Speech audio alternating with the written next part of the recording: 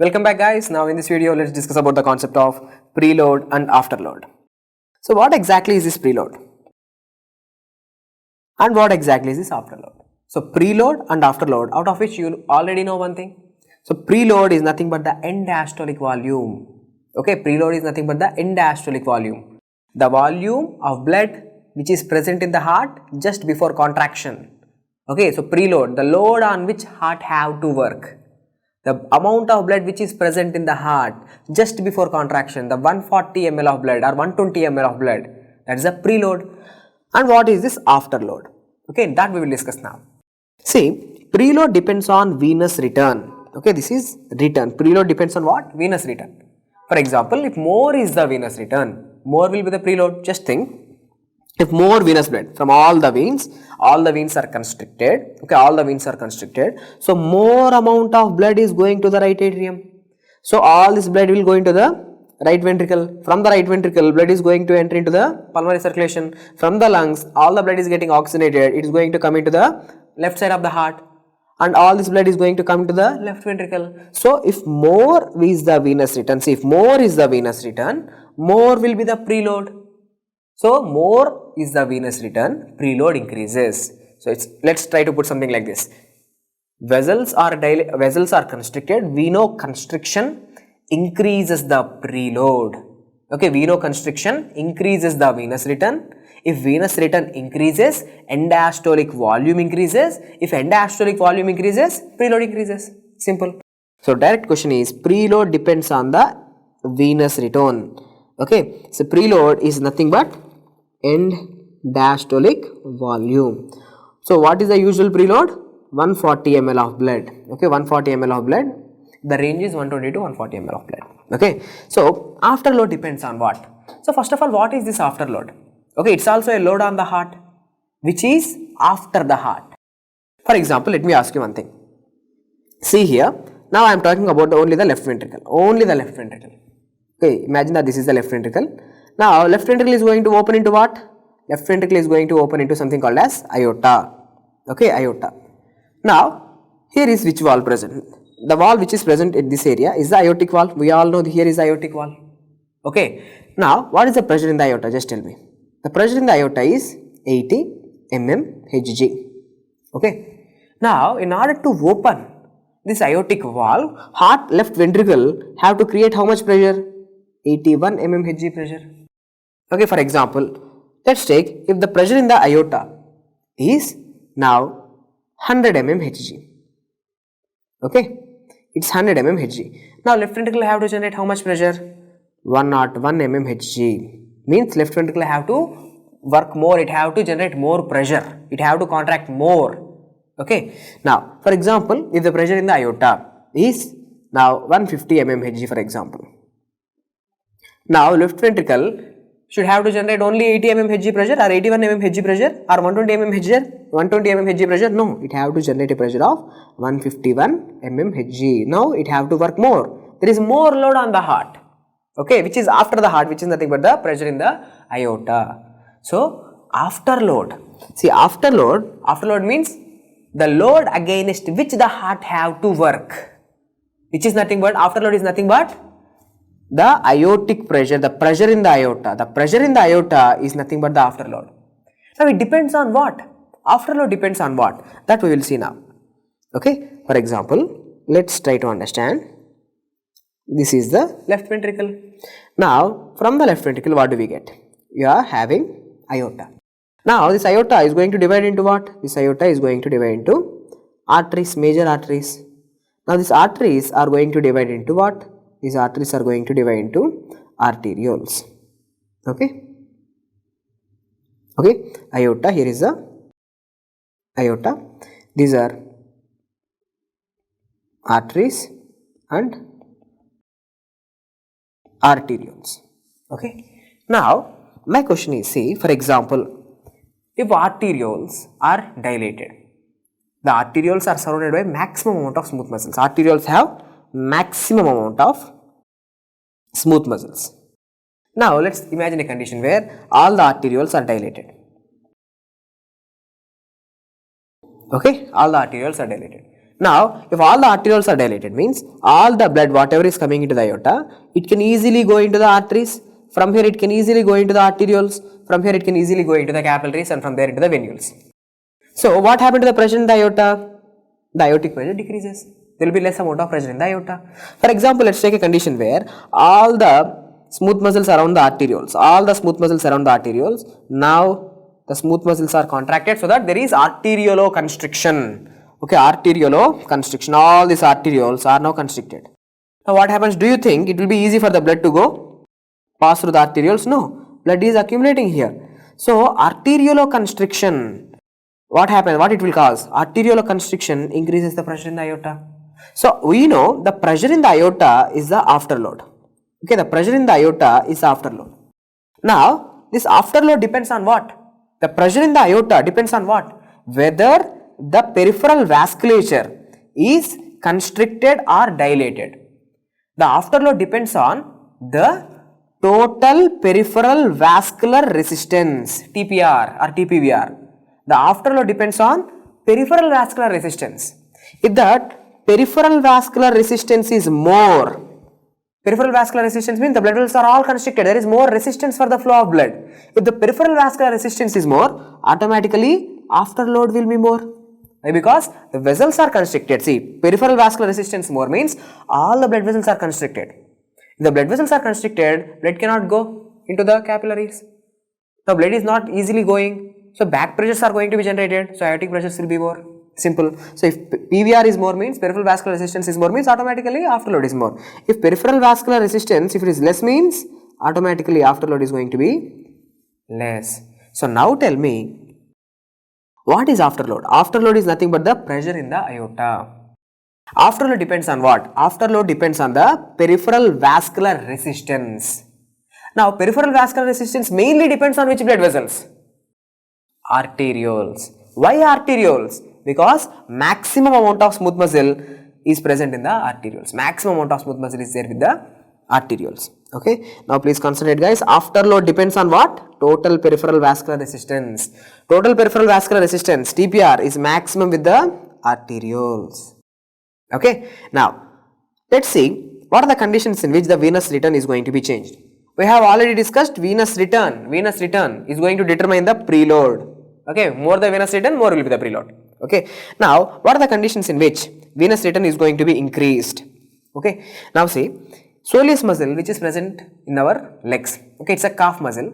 Now, it is actually considered as a peripheral heart. Why it is considered as a peripheral heart? Because, see, normally heart is present here. Okay, now this calf muscle which is present in the legs, it causes, whenever this calf muscle contracts, it will squeeze the veins, it will push the blood towards the heart. Okay, it will push the blood towards the heart. So, more blood is getting diverted towards the heart. So, more venous return. If more venous return means more preload. Simple. So, soleus muscle, which is a calf muscle, which is considered as a peripheral heart, it compresses the veins in the leg, increases the venous return towards the heart. Okay. Now, inspiration. Whenever there is inspiration, I have already explained to you, thoracic cavity increases. When thoracic cavity is increased, negative pressures are generated inside the thoracic cavity. So, it is going to suck the blood. It is going to suck the blood from the inferior vena cava as well as the superior vena cava. So, as it is sucking the blood, the more venous return is coming. So, during inspiration, what happens to the venous return? Increases. Okay, during inspiration, venous return increases. Now, normally when the person is standing like this, there is a gravity. Okay, there is a gravity which is all the time pulling the blood downward. There is a gravitation of the blood. There is peripheral pulling of the blood. But when the person is lying down like this, you have eliminated the gravity. Now, venous return can increase to the heart. Okay, as there is no gravity, it's like equal throughout the body. Now, there can be more venous return coming to the heart. So, from the person, when the person is lying down, venous return increases. And with vasodilators, what happens? Okay, whenever the person is using vasodilators, now all the veins are going to be dilated. Okay, all the veins are going to be dilated. When the veins are dilated, there will be peripheral pooling of the blood. Whenever there is a venoconstriction, more blood is coming to the heart. The veins are squeezed, so more blood is going to be pushed towards the heart. But whenever the veins are dilated, now what happens is there is peripheral pooling of the blood in the extremities. Okay, so venous return decreases, preload decreases. So venodilators decreases the venous return, decreases the preload. Now same with the arteriolar dilators. Arterioles are dilated. When arterioles are dilated, what happened to the resistance to the blood flow? TPR decreases, total peripheral resistance decreases. So automatically afterload decreases. So these are some important points which can come in your exam. Okay. Now after this, let's let's discuss about a clinical scenario where the person is using like, the venodilators. Now see, never use a drug called as sildenafil nitrates, okay, sildenafil with drugs called as nitrates. Okay, never use sildenafil with nitrates. Why? Why? Because let's take a scenario something like this.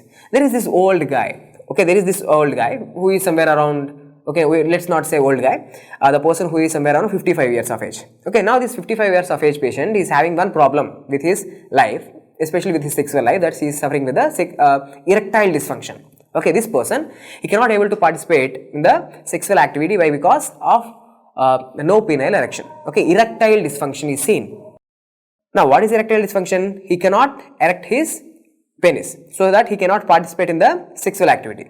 So, for that, what this guy is doing is, he is going to go to the local quack, or he is going to take the self medications like Viagra. Okay, I have read something about Viagra in the newspaper and some article on social media. So, if the person is using this sildenafil drug, which is nothing but the Viagra, there is increased blood flow. Okay, there will be vasodilation. This Viagra, which is a 5-phosphodiesterase inhibitor. Okay, now this drug Viagra is going to increase the blood flow to the penis, so that erectile dysfunction is treated. Okay, now this guy is also having one more problem, that he is having more BP, he is having hypertension. Now as he is having hypertension, this person will go to the doctor. See, for erectile dysfunction, this person is not coming to the doctor. So for BP, for controlling his BP, he is coming to the doctor. Now as we doctors, okay, we have just checked his all the medical data, and like we came to the conclusion, okay, this patient is having hypertension. Now, what are the drugs we are going to do? What are the drugs which we are going to prescribe to this patient? So we are going to give vasodilators. Why? Because whenever you dilate the blood vessels, automatically BP decreases. Now, we are going to ask this person, are you using any drugs? Are you on any other medications? We asked them. Okay, we asked this person. Now, this person, out of some social stigma, or because of some other reason, he don't want to reveal that he is using this kind of drugs. Okay, he is like not so convenient telling to the doctor that he is using this kind of drugs. Okay, because of some social stigma. Now, what this person is going to do? Now, this person is going to take antihypertensive medications which were given by the doctor. Antihypertensive medications which are vasodilators, antihypertensive medications. Also, he is going to take the Viagra. Now, this Viagra, what it is? This Viagra is a 5-phosphodiesterase inhibitor, which is also a vasodilator. Now, that night, he took both Viagra, sildenafil, as well as with the vasodilators. Now, what will happen? See, now combining both of these drugs is going to cause synergistic activity. Whenever there is a synergistic activity, okay, there will be a profound hypotension. Okay, there is a profound hypotension that his BP crashes and he is going to die. Okay, and that day will be his last day.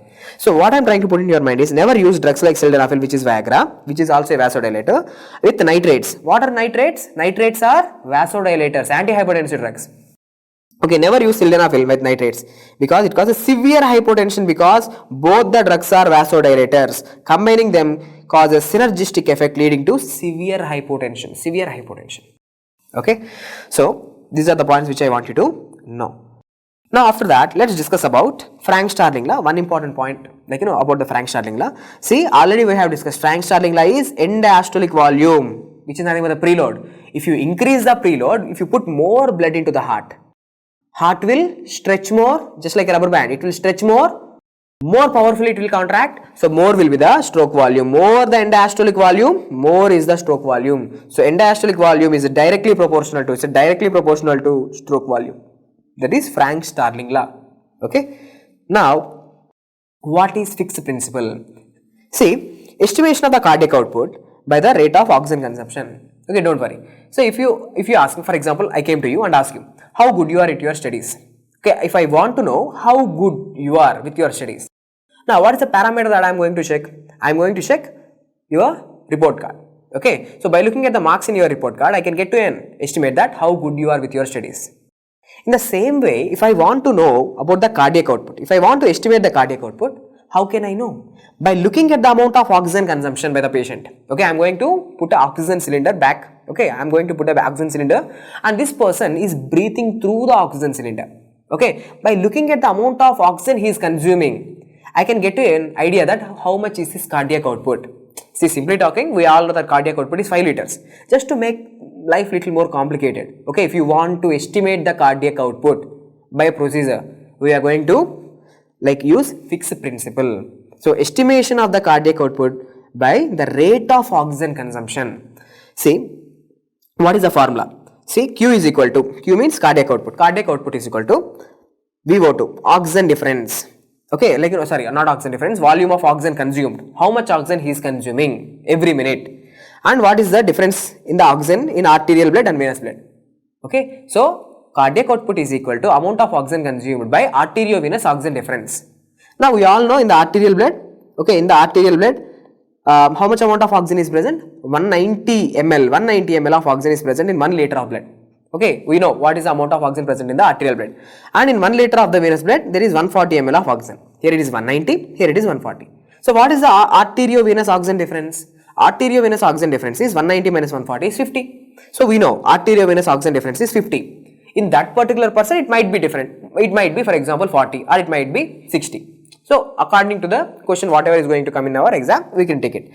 So, what is the amount of oxygen consumed? See, this person is breathing through the cylinder. So, I can have a reading. Okay, this person have consumed 250 ml of oxygen every minute. Okay, 250 ml of oxygen every minute. Usually, you and me. Okay, usually, a healthy person, he is going to consume 250 ml of oxygen. That's almost like, 250 ml means like, 1/4 of a liter. Like, usually patients will have 250 ml of oxygen consumption. So, 250 ml divided by 50, that is 5. 250 by 5 is like 250 by 50 is 5 liters. So, we got the, what do we got? We got the cardiac output. We know cardiac output is 5 liters. So, estimating the cardiac output by looking at the amount of oxygen consumption. This is called as fixed principle. Fixed principle. Okay. So, we have discussed what exactly is Frank-Starling law. We have discussed fixed principle and the concept of preload and afterload. How preload changes, how afterload changes, we have discussed. Hope the video is helpful. In the next video, let's discuss about the BP regulation. Thank you.